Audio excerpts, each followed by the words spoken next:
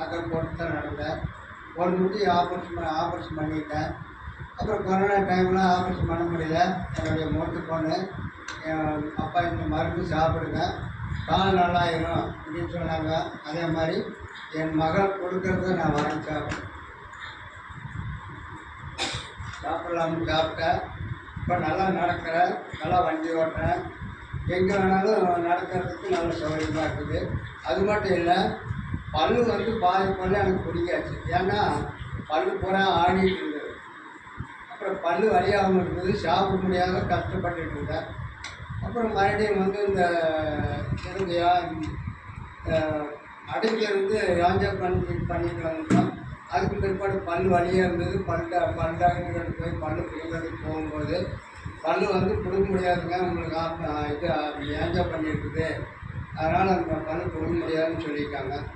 அப்புறம் இந்த பேஸ்ட்டு கொண்டு எங்கள் பொண்ணு கொடுத்தது, விஜயா கொடுத்தது.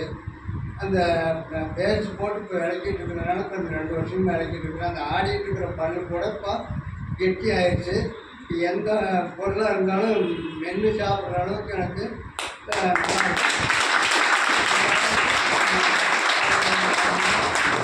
டாக்டர் நம்மளுக்கு நல்லா இருக்குது. இப்போ அது மட்டும் இல்லை, இப்போ இந்த 6 மாதமாக இந்த அக்ரிக்காக இது பண்ணி